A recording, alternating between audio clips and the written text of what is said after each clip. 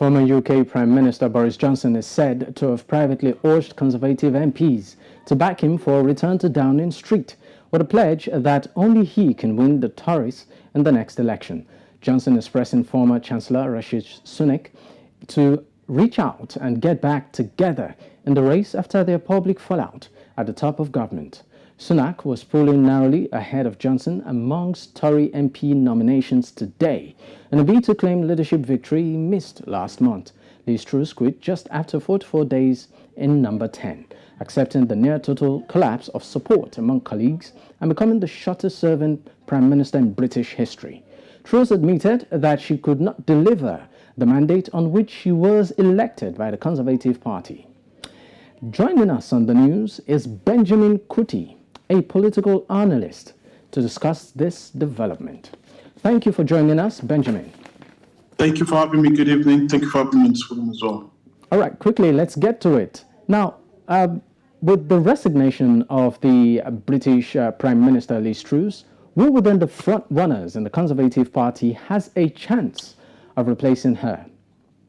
Well, obviously, thank you once again. We have a few candidates running to become the new British Prime Minister. Of course, we have Penny Mordaunt. Penny Mordaunt, she's the Commons leader. We have, of course, Rishi Sunak, the former Chancellor, which I think, in my own opinion, is very, very good. We have, of course, the former British Prime Minister himself, Boris Johnson, who is very good. We have Sule Braverman, the former Home Secretary, which is on the race. We have Kemi Badenoch. Kemi Badenoch is our Nigerian sister. She's also in the race.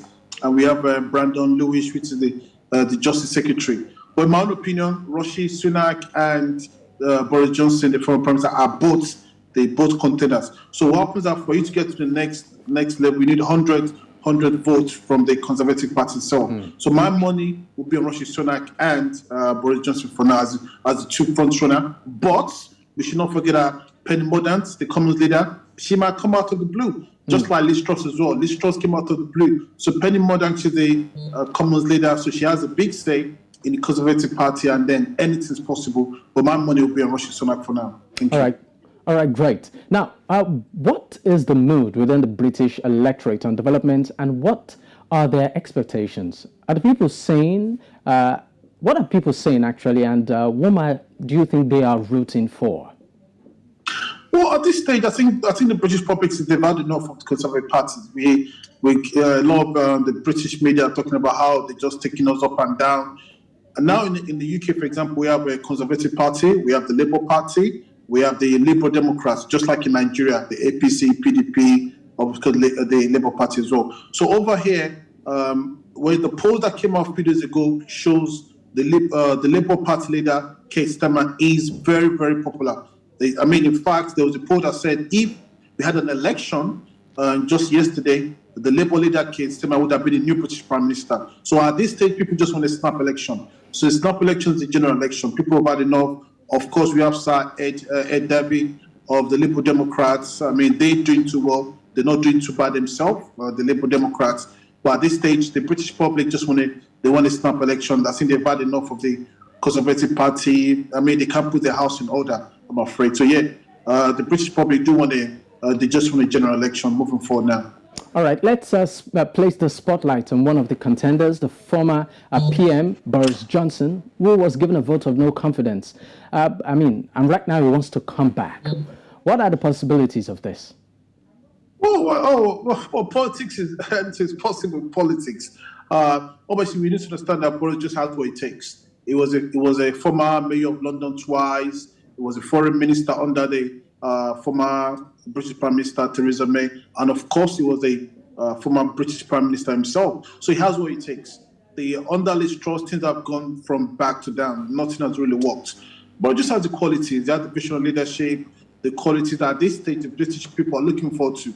And I think when you look at the candidates, apart from Penny Mordaunt and Rishi Sunak, I think Boris just has what it takes to win the vote, and of course be the new British Prime Minister soon. He's been there, done it all. There's nothing there. He has what it takes to get the British economy back on track. So, thank you. So you feel that this move is actually a great idea, in spite of the background as to which he left office in the first place? Well, the issues that he had a few scandals with him. I mean, there was a payment about £9,000 that he overpaid, and he's apologized for it. So no one is perfect. I think when you look at even the likes of Jacobs Riggs, his former ministers, they're all backing him up to understand that, listen, no one is perfect. Bygone is bygone. He's not been found guilty. So it's just a scandal. And apart from he wanted to turn the parliamentary vote as well, which went against him. So this is normal. So in my opinion, I think it's good enough to come back. If the Conservative Party members, the members of parliament, they start to give the vote, why not? That's politics for you. So it's good enough to come back. All right, let's look at the outgoing minister right now, Liz Truss, the shortest staying in office in British history. What exactly do you think went wrong? Well, first and foremost, she was there for 44 days, which is a total nightmare. I think the job was a bit too much for her. She even said herself that the mandate, she couldn't keep the mandate. For me, the mini budget is a total disaster. The mini budget is a total disaster itself. It was a market turmoil, the mortgage bills was high, and of course, the pound was very, very low against the dollar. So that was the biggest problem. And then you can't sack two of your cabinet ministers, some of the highest positions. She sacked Kwasi Kwarteng, the former councillor, and of course, she sacked the Home Secretary, Sule Bergman, who's also interim to the Prime Minister. So you can't sack those two people in any government and still be stable. I mean, those are some of the two most important positions in the British Prime Minister's cabinet. So obviously, the mini budget is a total disaster, and I'm afraid even our colleagues, the members of the Conservative, lost interest in her. And they just felt like she wasn't good enough to do the job, and that's where it is. So she just had to go. It's just that simple. Unfortunately, she was only in office for 44 days, and it's been a total nightmare from day one to the 44th day. So I think they're looking forward to getting rid of her. We're going to have a new Prime Minister on the 20th of October, and so we are looking forward to that itself. All right, thank you for your time, Benjamin Kuti. Yeah, thanks for having me as well. Thank you.